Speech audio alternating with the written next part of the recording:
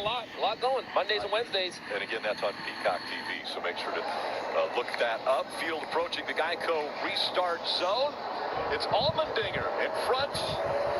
Kyle Busch and the 24 of William Byron now fighting for that second spot. William Byron's put himself in great position. Needs a win here today. We know that. But he's also had the pace. He's drove up into the top 10. Used a lot of pit strategy to get here, but he's got a quick race car. He's led laps here. He knows how to get around this track.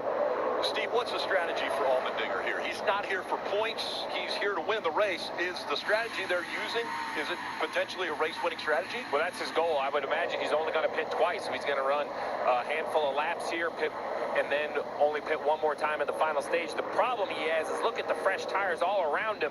These old tires for A.J. Allmendinger definitely costing as we see a battle for the lead between the 24 and we see the 4 of Kevin Harvick. Not a lot of patience with Allmendinger. Yeah, Kevin Harvick got to the back of Allmendinger just a little bit, maybe misjudged that speed, or just saying, hey, I need to spot where these points are. Now Allmendinger turning underneath him.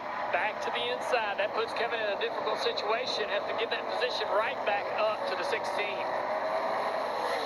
Steve, we're seeing these cars go up on the curbing here. Could that have been one of the issues for the 6 car of Ryan Newman? They broke a shock brace, it sounded like. Yeah, so you know they're going to use the curbing, but you're going to ask your driver to try to use it sparingly. You cannot do it every lap for 109 laps.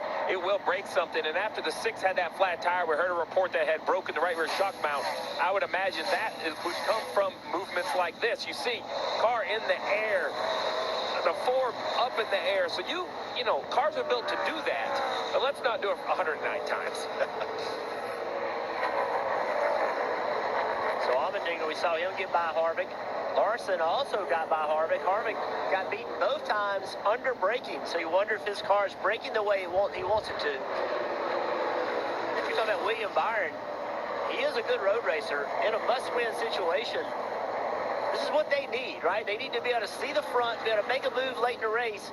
You get a guy like Kyle Busch that can point himself in, put him in a vulnerable position, put him in a position where he has to make a decision to lift or not. And guess what? He's probably going to lift because he just cannot afford to be in a wreck, Parker.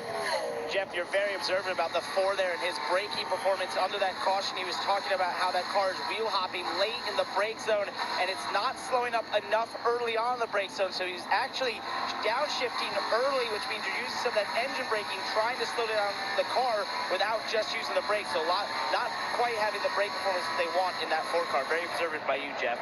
Dave?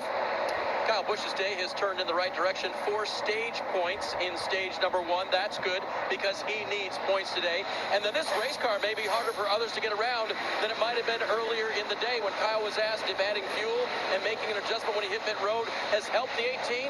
He said, yeah, best it's been, Marty. Dave, Alex Bowman and Greg Ives have flipped the stage. That's given them track position for now. They sit in 7th, but there's a bigger problem developing on the 48, who's in a must-win. Listen on the radio conversation. All right, so a little update from where I'm sitting. I do not think we have an alternator. It was recovering. It is no longer recovering. I'm 13-0.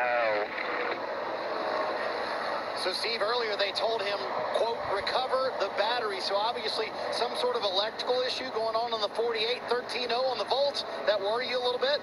Very much so. It should be higher than that with so much race left for the 48. I would think the team better plan on changing the battery maybe at the end of stage 2. That's going to hurt their track position, Parker, but at this point it might be their only option.